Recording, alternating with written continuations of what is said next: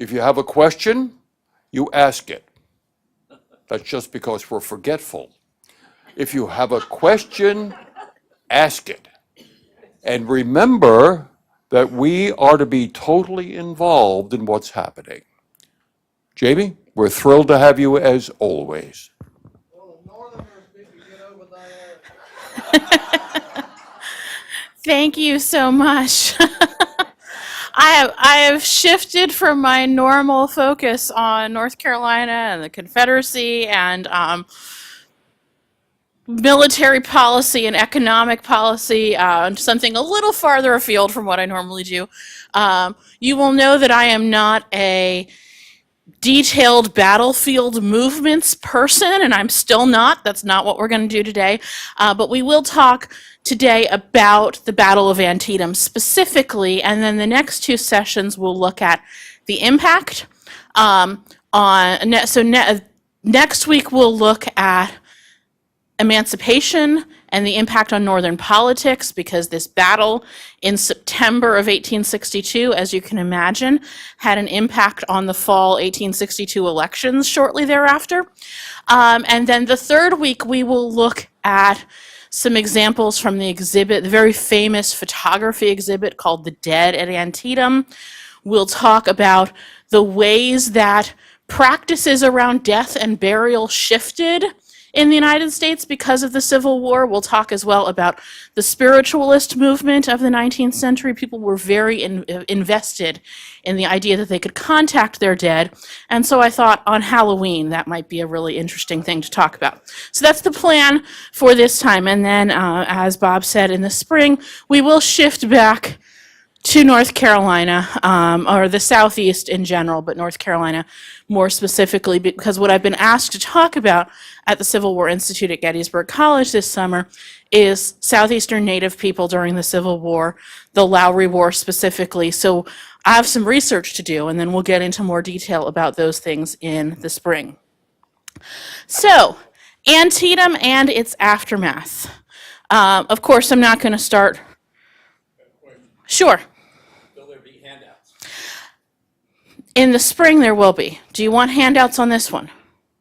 Or an email with the outline or something? I can bring that. Yes. Okay. Right. Yeah, I can do that. I don't have a ton of stuff on the slides. There is a test. Oh, of course. That's why I need the handout. Okay. Previous Mhm. gave the date. It seemed to give the date for Battle of 18. Oh, no, the date on the slide is today's date. Oh no. Okay. That's no. It said 1860. What did I say on the? It's a hybrid. Oh no, it's just today's date. No, that's okay. There's a reason I'm here.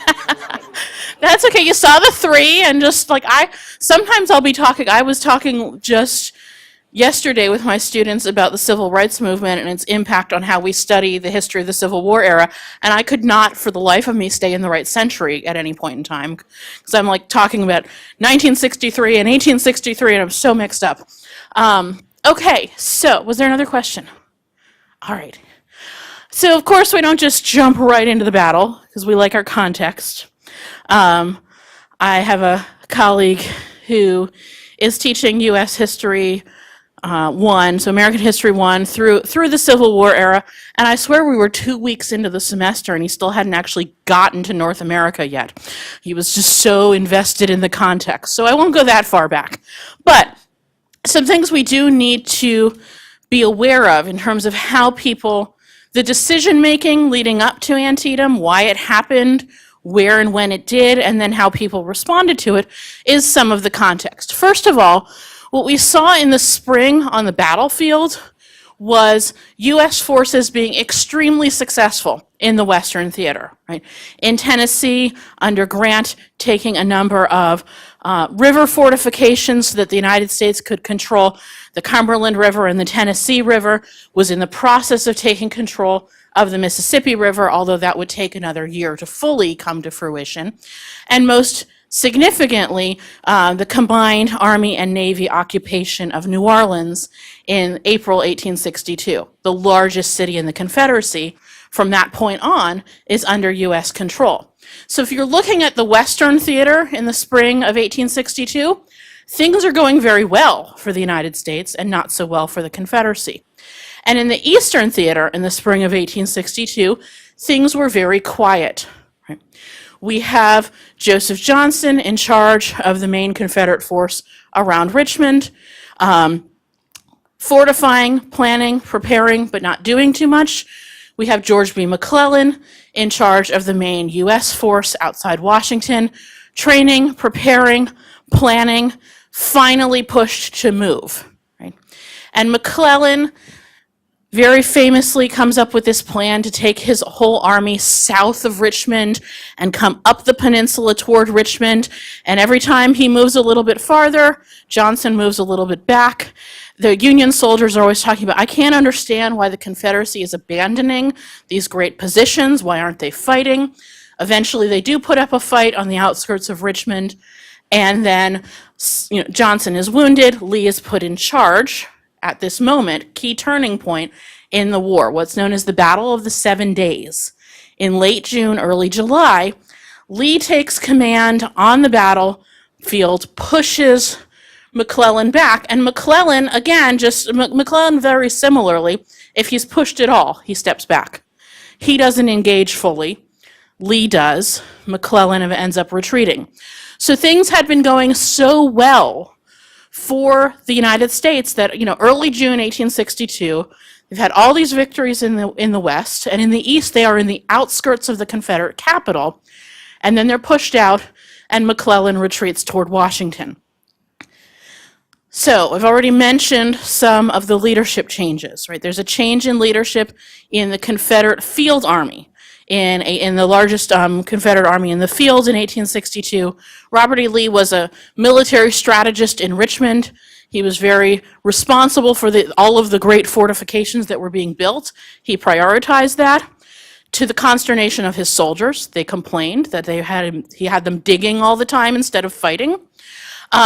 He was responsible for this idea of sending Stonewall Jackson out into the Shenandoah Valley to for the most part, to embarrass the heck out of the Union forces who couldn't find him or keep track of him.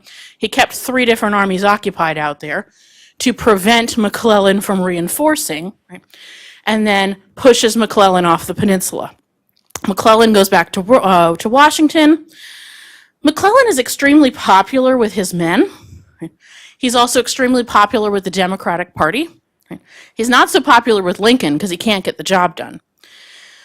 But Lincoln can't just remove him from command. He's too popular.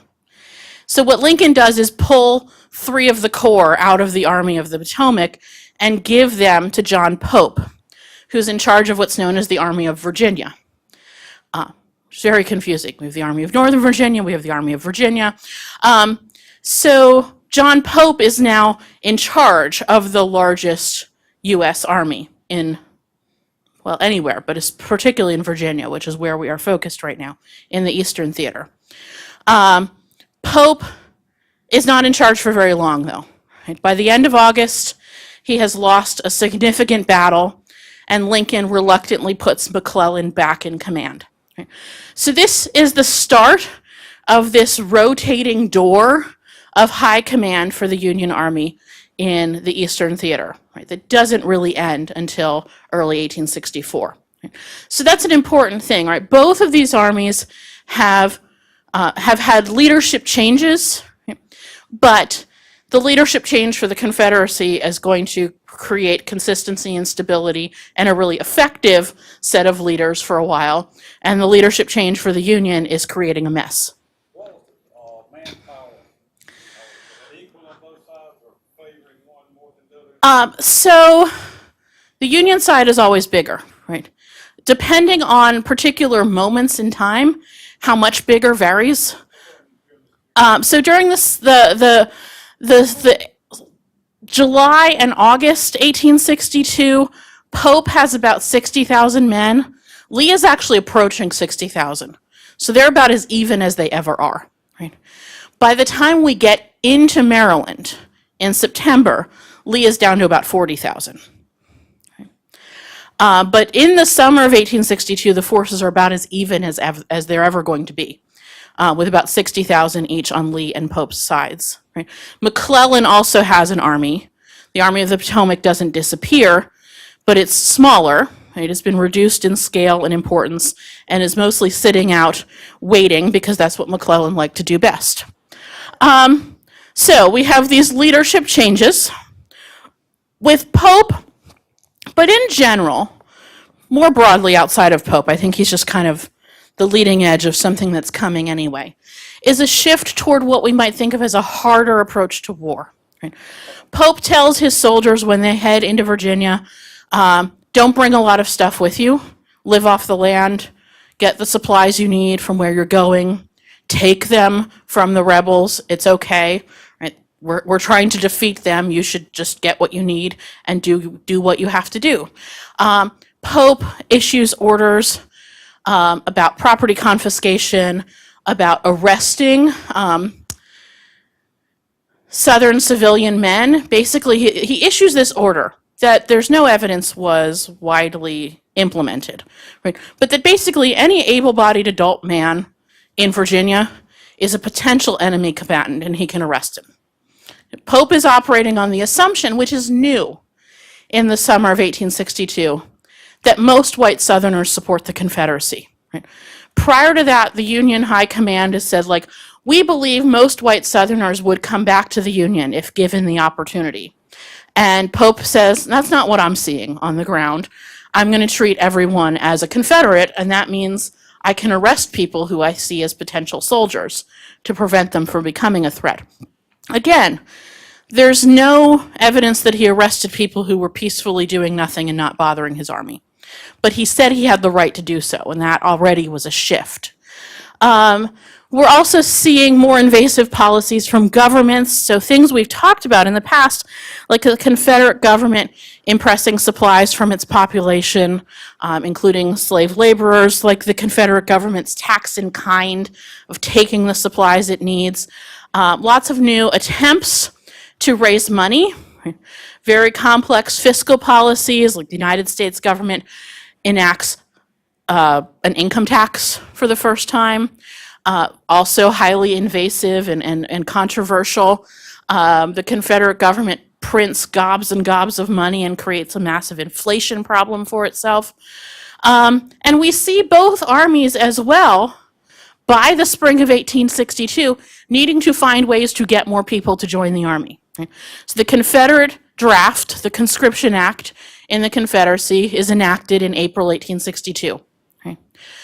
In the midst of those great Union successes in the West, there's a sense that we need to find more men somehow, right? Not well received, as we've discussed in the past. The Union Army the U.S. government doesn't need to go quite that far yet, but they do a couple of things that are sort of a pre-draft. So they call for, in the spring, late spring, Lincoln calls for 300,000 more troops, and basically each state is given a quota. And you are responsible as a state for figuring out how to get those men. And Lincoln says, look, if you don't send the 300,000, I will ask Congress to institute a draft. So there's a sort of carrot and stick kind of thing going on here, and the states come up with all sorts of incentive plans, and as well, like the idea of giving bounties to men who enlist, of letting them choose their own units, of letting them choose their own officers, all of these things, but also on the back end, threats of punishment or potential state drafts if they don't. There's one of those early in the summer, and there's another one late in the summer. So over the course of the summer, there's a call for 600,000 new Union soldiers. That is not officially a draft, but there's a threat of a draft behind it if the states don't comply. And in the middle of that, we get the Militia Act, which does two things. Basically, it says, in the summer of 1862, as Lee is moving his army northward toward Maryland, Congress passes the Militia Act that says all of the militias are now in the U.S. Army until December. So that's another way to get manpower. State militias are now regiments in the United States Army, at least for a few months. The other thing the Militia Act does is it allows enlistment of African American men. So this is the first moment where there's some sense that the original rhetoric of this is a white man's war is going to be shifting. So I've mentioned these campaigns, and again, this is all pre-Antietam. So I want to get through this. I'll try to get through it quickly.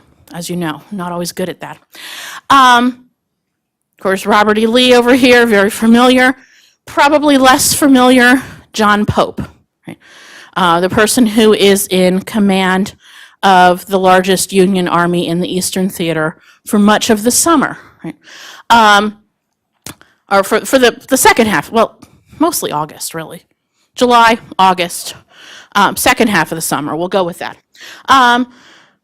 So, in the aftermath of his very successful 7 days campaign in early July, Lee, by the end of the month, is on the move. Right? And he's moving his army through Northern Virginia to, at first, not a very clear end. Right? What exactly he's doing isn't clear. It's not entirely clear if he has a plan when he sets out in early August, other than, I need to capitalize on what I've just accomplished. I need to keep the soldiers moving, because people still have the old militia mentality that if you're not fighting, you can go home. So let's keep going. Otherwise, we might lose the army we have. And let's take advantage of the chaos and confusion in the U.S. side, right, to make it clear that the Confederacy can win battles and win them decisively. And so he sends one corps under Jackson and another under Longstreet, heading north. Right? Again, in early August, without a really clear objective in mind, other than to continue to win battles. Right? And they do. Right? And after McClellan does nothing and dithers for a while, that's when Lincoln says, okay, well, if you're not going to use the army, I'm going to give it to somebody who will. Puts John Pope. Again, John Pope does not, McClellan is still in charge of the Army of the Potomac, but he's lost half of his force. John Pope now has the largest force, and he does, in fact, attempt to consolidate his forces, because a lot of them were out in the Shenandoah Valley, north end of it near Winchester, lower valley, north end. Hard to keep that in your head. And he consolidates them in northern Virginia to face off against Lee, to stop Lee, because it looks like Lee is just doing whatever the heck he wants and the Union Army can't do anything about it. It's not a good look for the United States. The two armies meet in late August on the Bull Run battlefield, same place they were a year earlier, Manassas. Right? And we know that the two naming convention here, that the United States Army usually names the battles after some sort of geographic feature, very often a body of water like the Bull Run Creek. The Confederate Army usually names the battles after the nearest town, like Manassas. So that's why we have two names for many of the battles. Right? And the battle at Manassas, in 1862, dwarfs in comparison the previous year. Right? The previous year, first big battle, everyone thought it was going to be easy. Senators out there with picnics trying to watch it, gets caught up in a mess. First battle of Bull Run, first battle of Manassas, about 5,000 casualties. Right? Second battle of Manassas a year later doubles that. Right? And people are just like, oh, okay, John Pope doesn't know what he's doing either. Right? Can anyone stop Robert E. Lee? Unclear. Right? Lincoln is left without an option other than to put George B. McClellan back in command. Lincoln doesn't really like McClellan. There's a number of instances where Lincoln writes a nasty note to McClellan and then doesn't send it, which is a good plan. Put it in the drawer, leave it alone. Very famously, McClellan said the country needed a military dictatorship, and Lincoln said to him, look, in order to be a military dictator, you have to be a successful general. What I ask for you is a win on the battlefield, and I will risk the dictatorship. Congress complains, the Republicans in Congress say anyone would be better than McClellan, and Lincoln said, I can't just hire anyone. Like, I need a name. If you can't give me a name, I have to go with what I have. And the soldiers like McClellan, right? So the soldiers are frustrated by the lack of leadership over the course of July and August and by the lack of direction. And Union soldiers are annoyed and they don't like John Pope. And they're devastated by what just happened at Second Manassas. And so for Lincoln, putting someone who at least has the faith of the army in command, even if he doesn't have anyone else's faith, is better than nothing. Right? So McClellan is put back in charge and reconsolidates his army. Right? And when this happens, Lee decides to come up with a plan. Right? Now that he knows who his enemy is. Right? He knows what McClellan will do, which is dither around and not accomplish much. He now has a moment to see what he can accomplish instead. So he decides to go into Maryland, to head into U.S. territory proper, right? To cross the Potomac. Why? What are his key goals? Well, one is to take advantage of the chaos and general lack of morale in the northern states. And if he can accomplish a victory on U.S. territory in the fall of 1862, right, what will that do for those upcoming elections? What will that do for those states trying to figure out how to raise soldiers? Right? Will it be enough to get Lincoln to say, maybe this war is not winnable? Right? Maybe it's time to talk about a negotiated peace with a separate Confederate States of America. Right? Can he have enough of an impact to do that? It's a question. Right? He's not sure. But his army so far has been very successful, so there's no reason to believe it won't continue to be very successful, particularly against a known quantity like McClellan. Maryland is also what we call a border state. It's one of the slaveholding states that remained in the Union. And it remained in the Union under duress. Early in the war in Baltimore, there are riots against U.S. Forces. Half of the Maryland legislature had to be put in prison to prevent them from voting for secession.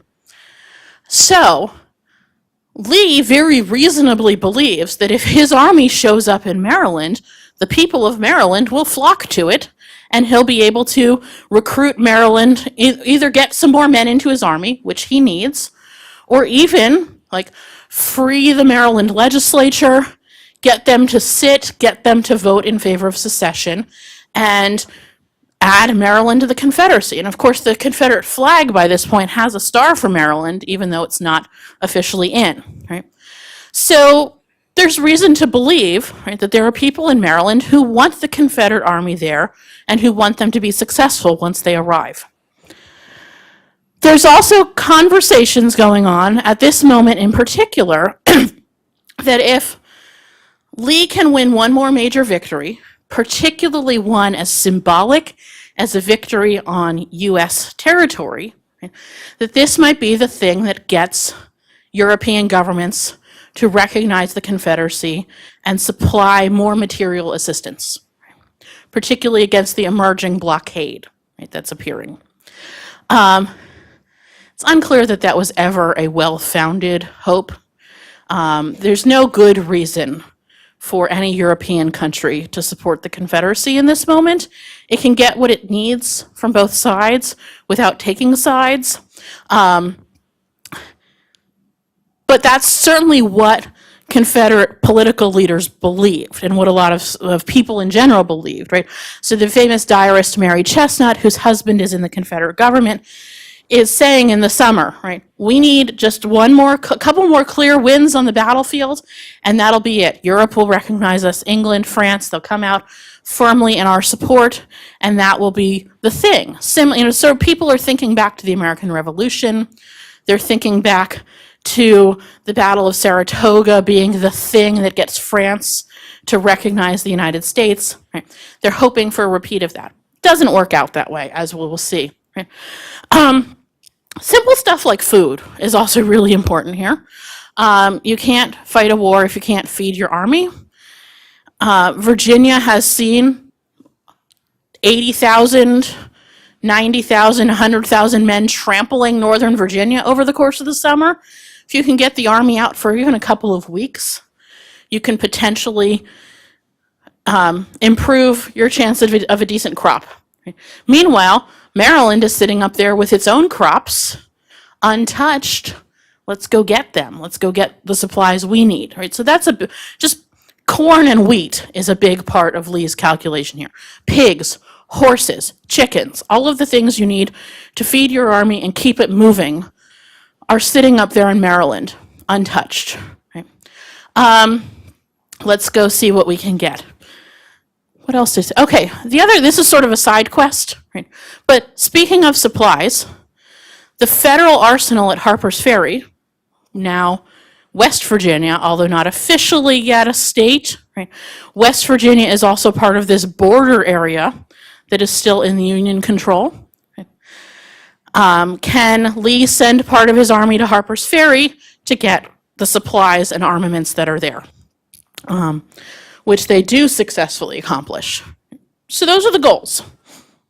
And we'll talk about the extent to which they are accomplished today, but also in the next couple of weeks.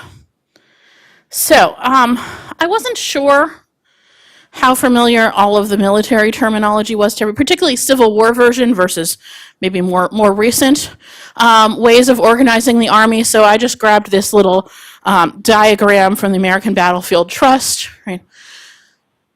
This is based on Union Army organization. So when we say a regiment, we're talking about roughly 800 men, organized by state. Individual companies within the regiment of about 100 are often organized very locally. Right? So if a company takes heavy casualties, a town takes heavy casualties. Right?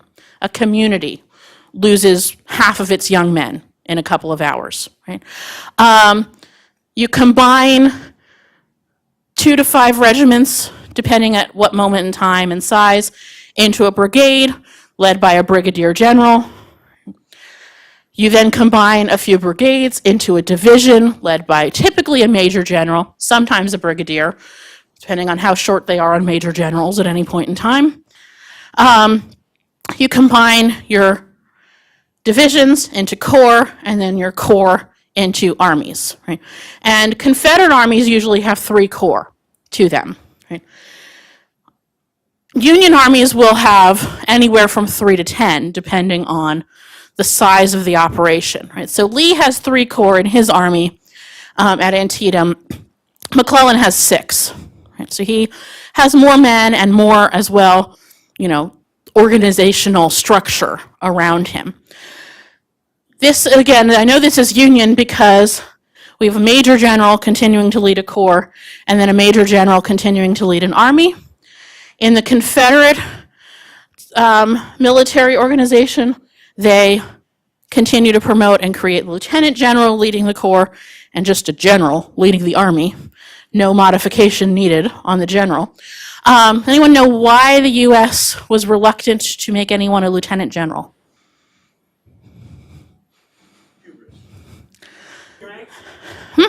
Rank with Washington? Oh, yes. George Washington was a lieutenant general. Right? And no one since him has held the rank, at least not officially, of lieutenant general in the United States Army.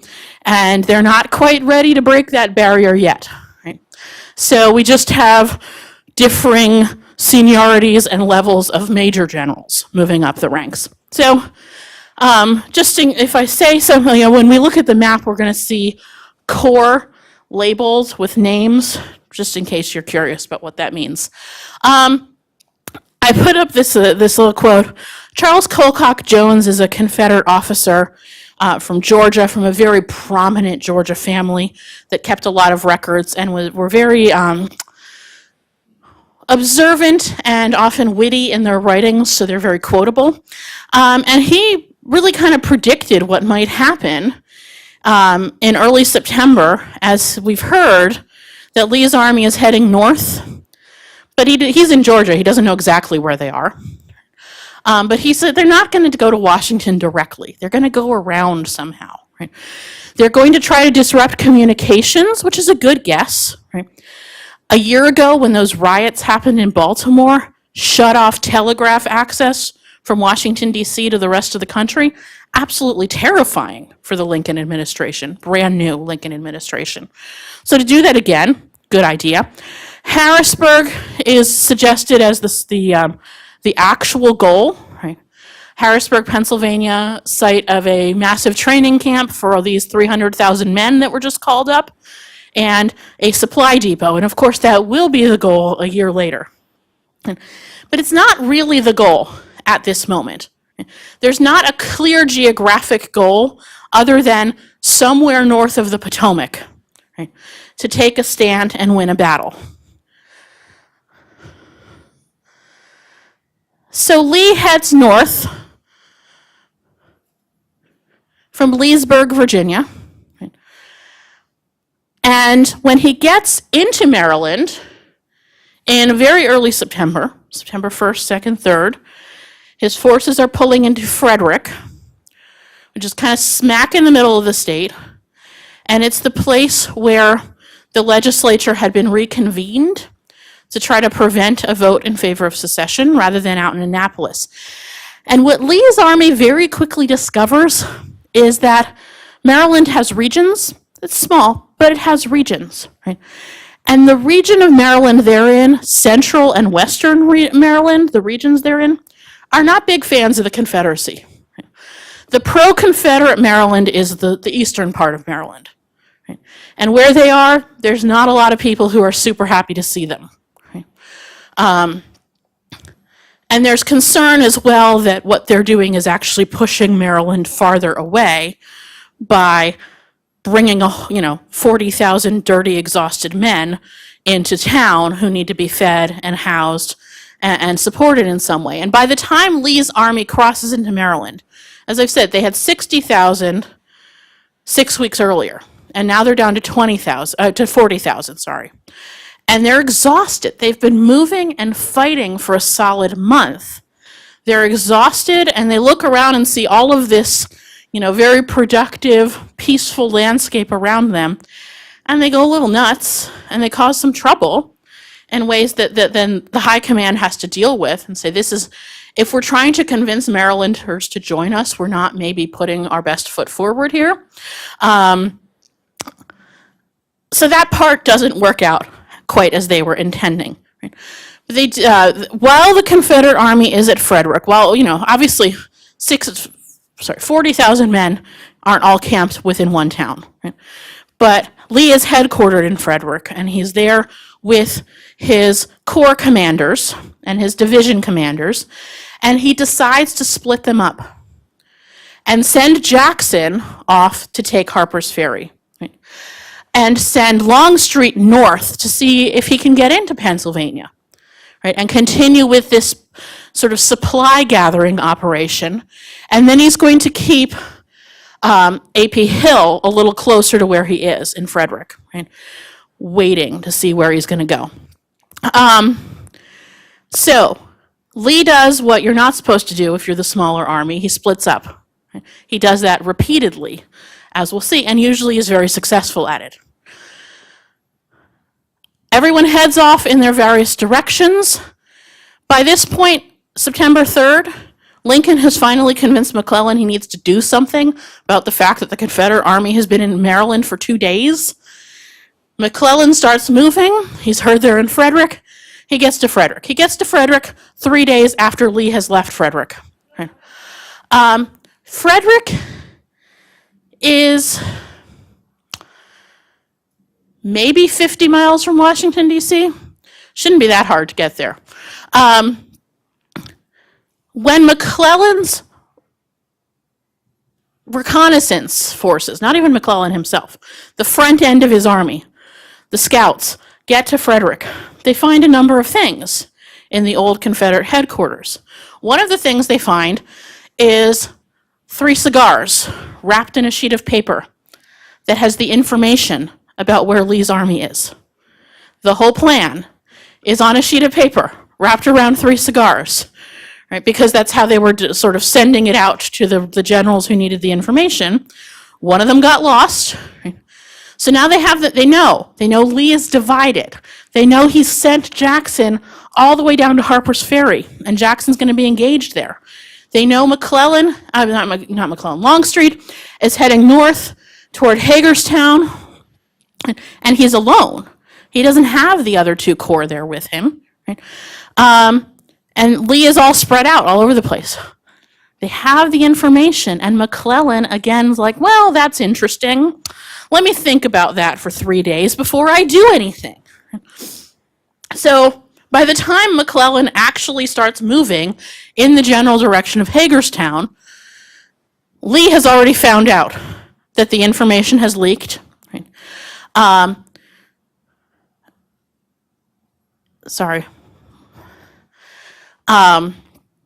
It's September 14th, roughly, 13th, 14th. Jackson is outside of Harper's Ferry. He is besieging Harper's Ferry. He is poised to take Harper's Ferry. Right? So he's told, as soon as you've done that, right, gather up as many armaments as you can and head north. Turn around, come join us. And Lee picks the town of Sharpsburg as the place to go. So Longstreet is told, evacuate Hagerstown, come south. Everyone is converging on Sharpsburg. Okay, so this is McClellan over here, right? And McClellan gets a lot of criticism for his Napoleon complex and the fact that he always is pictured in the Napoleon pose. But I noticed when I was pulling the pictures of all of the Union generals here, they're all always in the Napoleon pose. So that's just the thing you did if you were a military man in this era. So I put those up here with McClellan to like put him in context. I was told by someone long ago that one of the reasons they did it is because they were writing so much in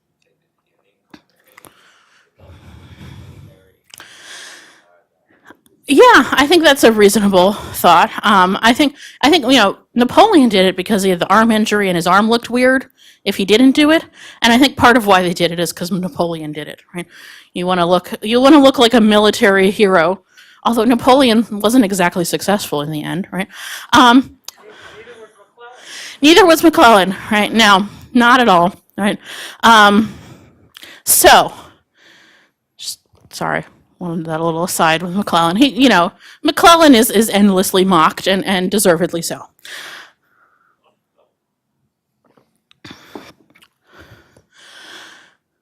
Why did Lee pick Sharpsburg? There's nothing in Sharpsburg. It's a little town. The physical geography, though, is really good. Sharpsburg is in the midst of rolling agricultural hills. Good field of vision. You can see what's coming from around you. Plenty of ridges where you can put artillery. Lee's an engineer. He spots these things.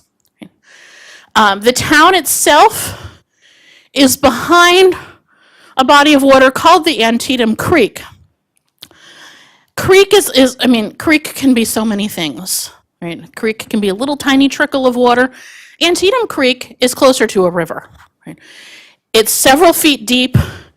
It's moving fast. We're up here in the highlands, in the foothills of the Appalachians. It's been a fairly rainy summer, so the water is high enough and moving fast enough that you can't really take an army directly across the creek. You need a bridge. There are 3 bridges, right? But they're not big wide bridges. They're cart bridges. So you kind of have to take one regiment through at a time. So they're not, it's getting across this creek is going to be a challenge for an invading army.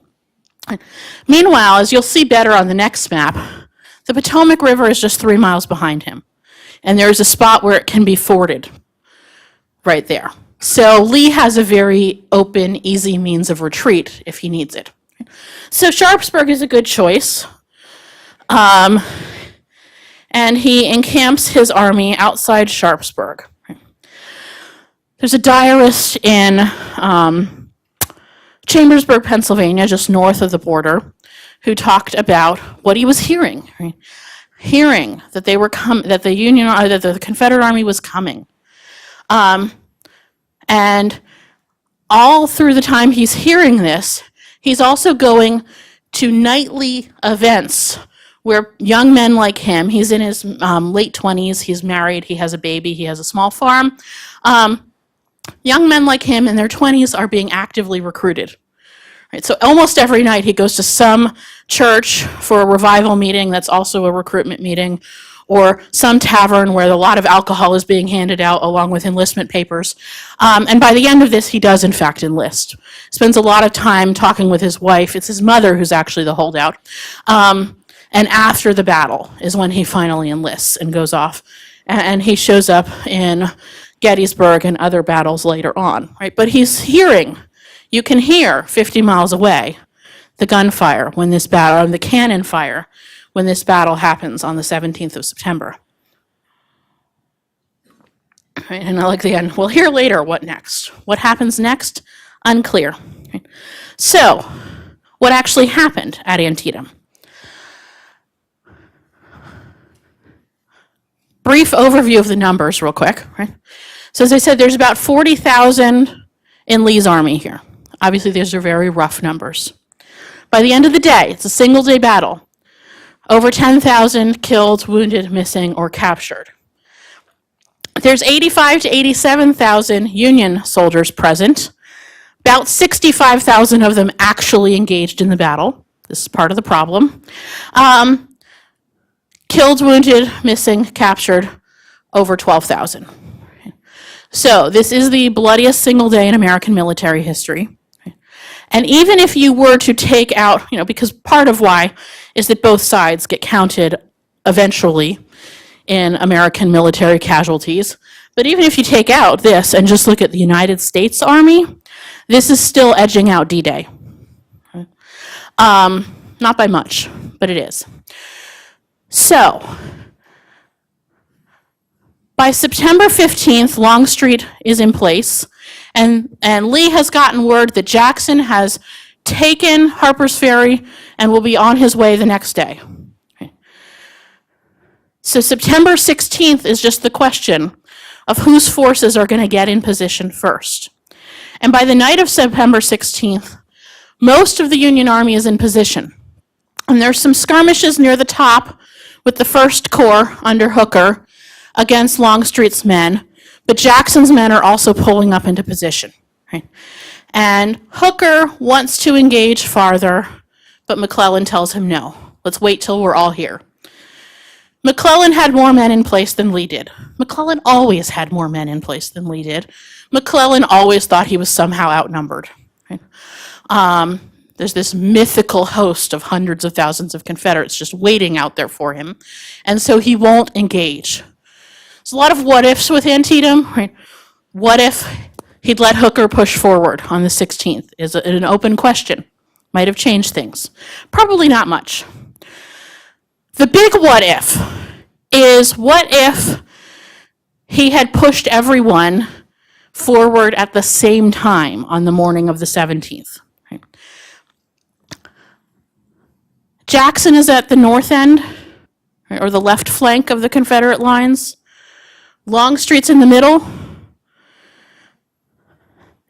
The right flank is relatively unguarded on the morning of the 17th. A.P. Hill, the last group of Jackson's corps, is force marching from Harper's Ferry to get into position. They're going to be trickling into position for hours. Right. So, if at 6 a.m.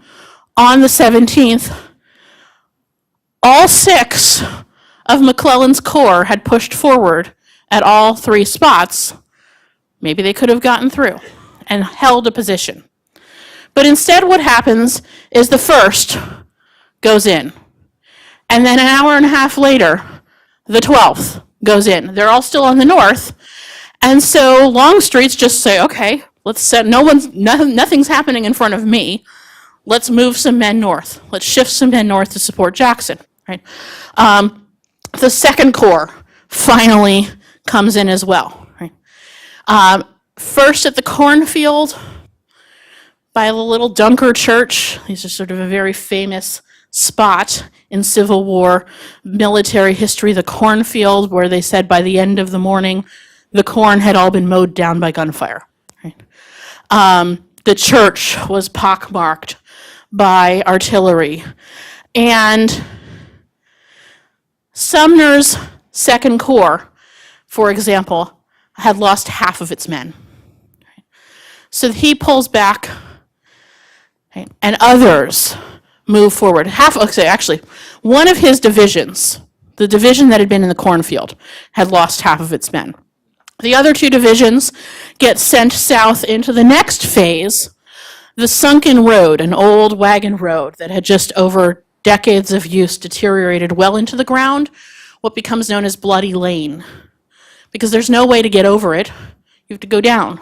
Once you're down, there's Confederate soldiers just shooting at you from 4 feet above you into this pit, right, where hundreds and hundreds and hundreds of men die and are just, buried right there over the next few days.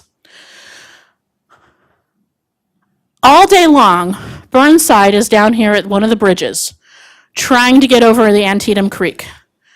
Burnside, pictured here, again with the Napoleon pose, for context, and also with his magnificent whiskers, become known for him as sideburns. Burnside is attempting all day long to get his men over the bridge, but it's not a very wide bridge. You can really only go one regiment at a time, and there's sharpshooters out here. Right? So his men are just struggling to get across. The Second Corps and the Sixth Corps temporarily get across the Bloody Lane, but they can't hold it. And they're begging McClellan for reinforcements. McClellan has the Fifth Corps sitting out here all day long doing absolutely nothing because he's terrified that he's outnumbered and he won't commit his whole force. So Sumner and Franklin are begging him to support them at the sunken road, and he refuses. Burnside is begging for support. Burnside said, if you can get the Second Corps, if you can get the Fifth Corps down here, we'll build some bridges and we will get over this river and we'll take out the sharpshooters and we'll take out the Confederate right flank. And McClellan again says, no, I have to keep my reserves in position. He has at least a whole corps, plus portions of Franklin and Burnside's corps held in reserve all day long, and refuses to let his division commanders and corps commanders commit them. Because of this, A.P. Hill is able to get up there and shore up the right flank of the Confederate army. And when Burnside's men finally make it over the bridge, on the promise of extra whiskey rations, they are almost immediately turned back. Right? So there are moments where the Union Army breaks through the Confederate lines. And again, the what if. What if they'd hit all three things at once and Lee had not been able to shift forces around to support different positions? What if they'd gotten through before A.P. Hill managed to get there? What if McClellan had not held 20,000 men in reserve all day? Things we can't know, right? But questions nevertheless.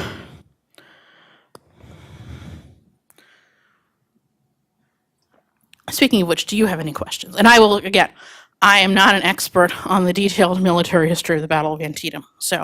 But that said, do you have any questions? Yes.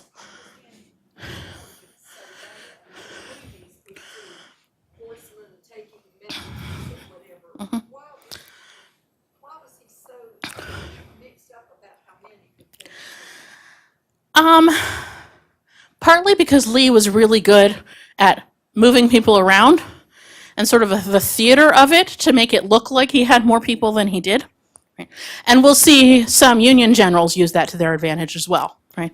So it's hard if you're constantly seeing men everywhere to get a clear sense of how many there are. Right?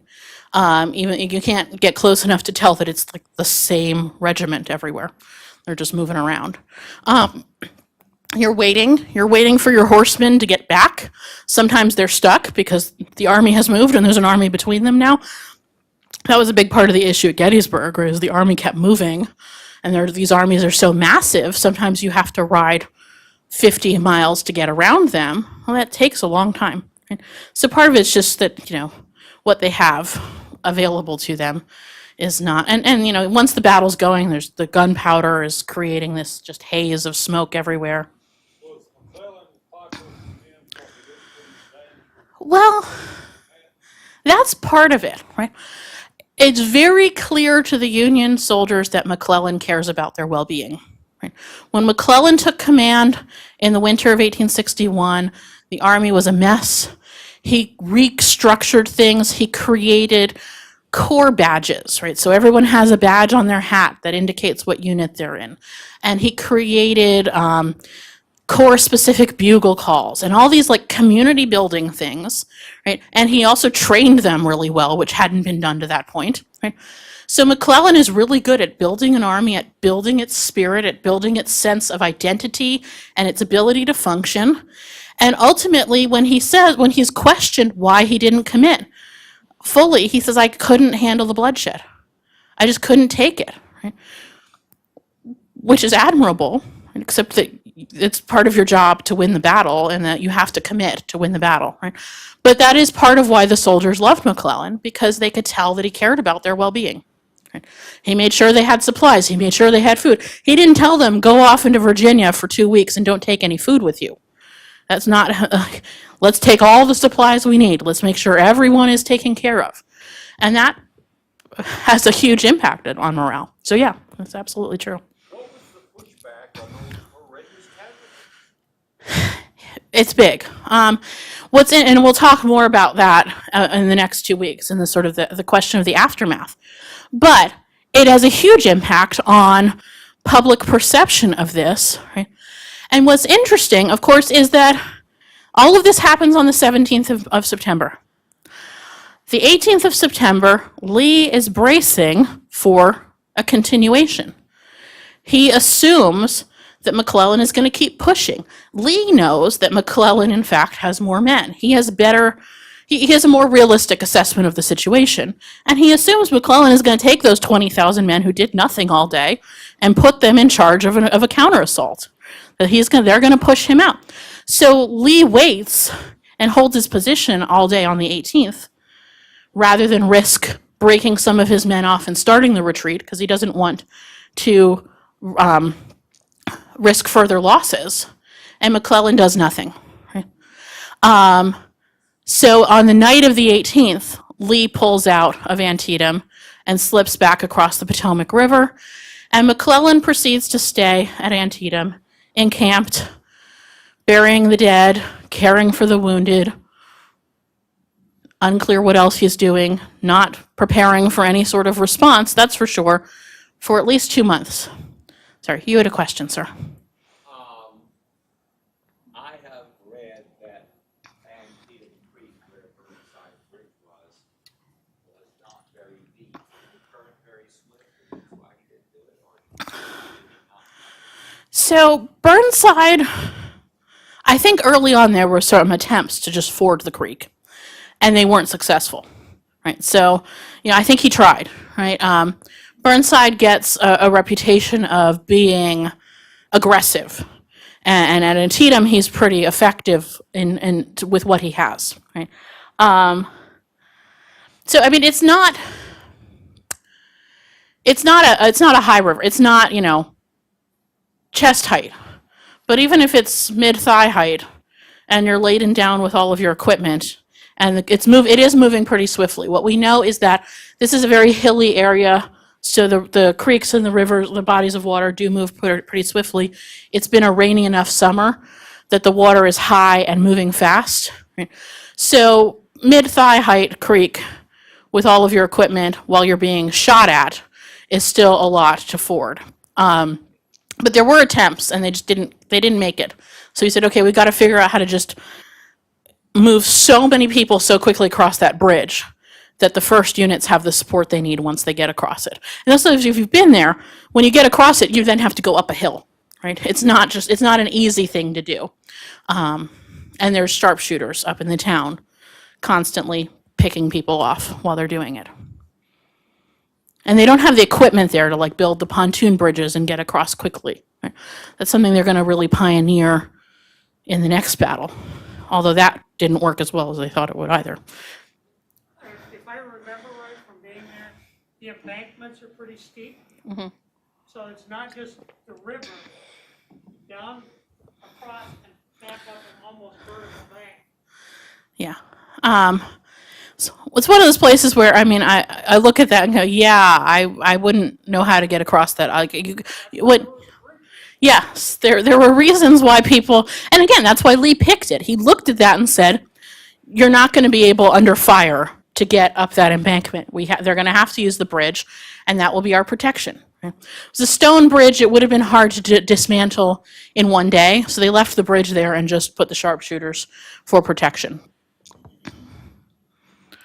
Yeah, I haven't been there in a really long time, but it's kind of the remote part of Maryland, to the extent that there is a remote part of Maryland.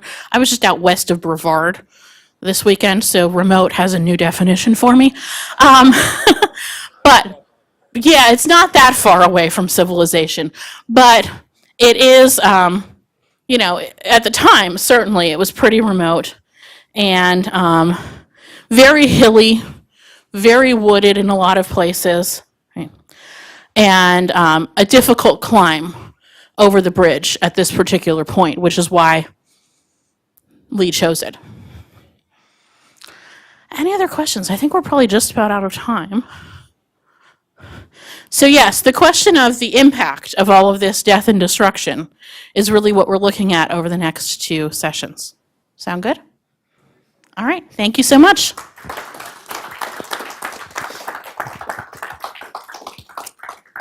As always, just tremendously indebted. But I have to tell you, I sit there, 23,000 casualties in one day. It is just overwhelming. And then we need to talk about impact. So we look forward to next week, same time, same place. Thank you, my dear. Thank you all. Go in peace.